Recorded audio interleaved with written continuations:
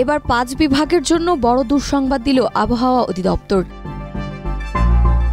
বঙ্গোপসাগরের দক্ষিণ ও তৎসংলগ্ন এলাকায় অবস্থানরত নিম্নচাপটি দুর্বল হয়ে প্রথমে সুস্পষ্ট লঘুচাপ এবং পরে লঘুচাপে পরিণত হয়ে মৌসুমী বায়ুর অক্ষের সঙ্গে মিলিত হয়েছে। বর্তমানে মৌসুমী বায়ুর অক্ষের বর্ধিত অংশ ভারতের কিছু অংশ হয়ে বাংলাদেশের দক্ষিণাঞ্চল পর্যন্ত বিস্তৃত হয়েছে। মৌসুমী বায়ু বাংলাদেশের ওপর মোটামুটি সক্রিয় এবং উত্তর বঙ্গোপসাগরে মাঝারি অবস্থানে রয়েছে।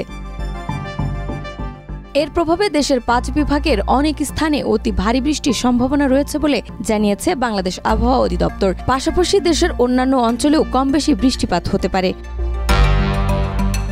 ২১ আগস্ট সন্ধ্যা ৬টার মধ্যে রংপুর, খুলনা, বরিশাল, চট্টগ্রাম ও সিলেট বিভাগের অধিকাংশ জায়গায় এবং রাজশাহী, ঢাকা ও ময়মনসিংহ বিভাগের অনেক স্থানে হালকা থেকে মাঝারি বৃষ্টি বা বজ্রসহ বৃষ্টিপাত হতে পারে। কোথাও কোথাও ভারী বর্ষণও হতে পারে। এই দিন ও রাতের তাপমাত্রা প্রায় অপরিবর্তিত থাকবে। ২২ আগস্ট সারা দেশে ৮ বিভাগেই বৃষ্টিপাতের সম্ভাবনা রয়েছে। বিশেষ করে খুলনা, বরিশাল, চট্টগ্রাম ও সিলেটের কোথাও কোথাও অতি ভারী বর্ষণ হতে পারে। তাপমাত্রায় তেমন পরিবর্তন হবে না। ২৩ আগস্ট খুলনা, বরিশাল ও চট্টগ্রামের অধিকাংশ এলাকায় এবং রংপুর, রাজশাহী, ঢাকা, ময়মনসিংহ ও সিলেটের অনেক জায়গায় দমকা হাওয়া সহ হালকা থেকে মাঝারি বৃষ্টিপাত হতে পারে। একই সঙ্গে কোথাও কোথাও অতি ভারী বর্ষণ হতে পারে।